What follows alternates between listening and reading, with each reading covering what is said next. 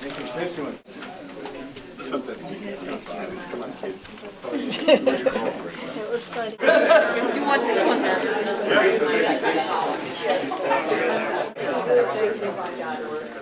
And that's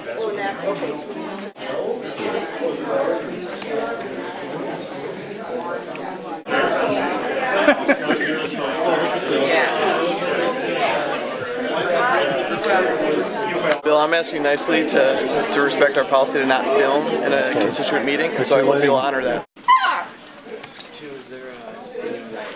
I got nothing to say to the press. Well, just they don't do it. They didn't answer. He wasn't there, and his person didn't seem to know what he was talking about, so it was very little said. We tried to make our point about not running this thing off the cliff and with the no debt ceiling and things, and get the fair share of the people in the upper bracket to help with the problem a little bit, but they don't seem to care about that. People asked a bunch of questions and we didn't get much for answers, as usual at Paulsen's office. Either they don't know or they have different angle on things. What brought you out? The debt ceiling, Paulsen closing up with Alec and the Koch brothers, the corporations, all those folks that don't represent us. It's deplorable what our country is right now. We're being controlled by a fringe element of a political party. It's absolutely disgusting, and we're going to go down the tubes economically here very shortly if the rest of that party continues to kowtow to that minority. felt good to have a lot of people there asking questions, and I think again it's always interesting that we never seem to be able to talk to Representative Paulsen. He's always gone or doing something else, and yet we're all his constituents. And I think when I looked at the hands going up around the room, they represented many parts of his district, and yet he chooses not to be available, and this is time for him to hear what our views are and our concerns, and it's really becoming a tragic time in our country's history, and he's part of that. I felt like the representative he had there speaking to us was not informed. He's only been there since January. He didn't even know what ALEC was, and it's out there on the internet, and it's in the Nation magazine, and it's in the newspapers, and he didn't know about it, and I think we weren't completely polite to him.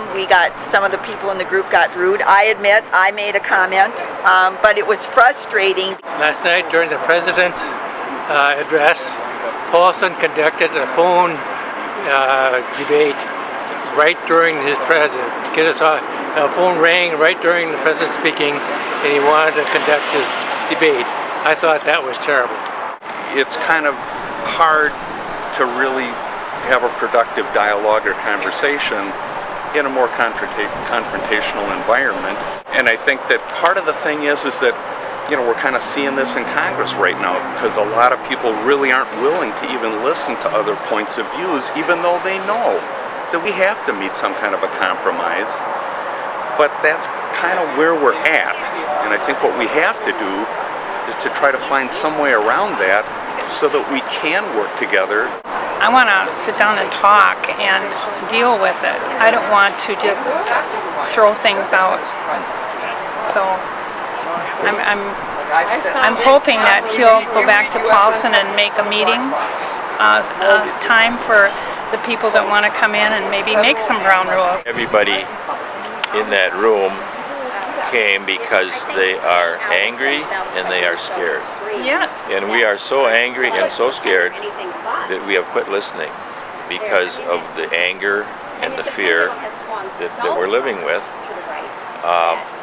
And we're not seeing leadership from the people we elected. And I think for leadership to emerge, people in leadership have to be willing to do what they think is right. And no matter what the consequences are. If re-election is the number one goal, there is going to be no leadership. The party line is going to predominate. People are going to follow the party because that's where the money comes to give. It reminded me of meetings on the right side of things, coming from a conservative perspective. People are frustrated and mad. It's on both sides. So, passionate group. Why are they mad? think people are tired of politics as usual, and they want their voices to be heard, and they feel like their voices aren't being heard. You're a supporter of Mr. Paulsen? I am. Yep, Okay. I'm a Republican. Why? I think Erik is a responsible legislator. I think he does listen to people. I think he holds meetings and tries to hear the voice of the people. I think for me, I do not want to see the debt ceiling raised, and I want to see spending cut, and I want to see it cut more than John Boehner is proposing. You know, $7 billion is a drop in the bucket, so it's time to make some tough choices and decisions, and that's what we need to do. Minnesotans for fair Economy. Yes. Yeah. So you've got a number of different coalitions that have come together. Yeah. Yes, definitely. Ceiling, is it the budget fight? Is it all of the Social above? Security, Is it finally. Social Security? Let's go for it. Yeah. I get $677 a month, right? And I pay 22.1% in tax. I've now had my state housing grant cut, right? I have had all my services taken away, whatever. I can't get a job because of the jobs that I do, which are certified peer counseling jobs, they've been cut. So I'm doing it personally. But anybody who has a moral stance about the way you treat other people, they get on the page, and then the people that see you can't sustain a society when you have people that downtrodden with this huge income disparity getting bigger and bigger, and yet they're not willing to cut the things that are causing the crisis, like the war machine, the subsidies, subsidies, oil companies, and ethanol. It's a combination of a lot of things. That's been exposed in the last 6 The months. cutting of Thank you very much. things that support the middle class or the working class, when there's so many options out there to cut.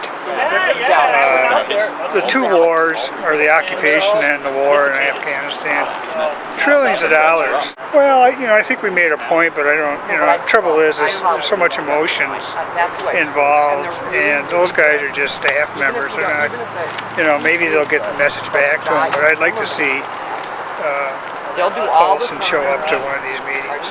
And I was somewhat of a fan of Ramstad. I mean, Ramstad was a moderate, and I don't think he would support half the stuff that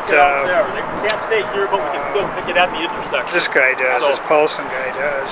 I was a Republican all my life until Bush. And then when Bush came along, I can't, my bumper sticker says, too poor to be a Republican, too smart to be a Democrat, and so I joined the coffee party. I can see why people were shouting, but I don't know how productive you get with staff members and you're screaming at them.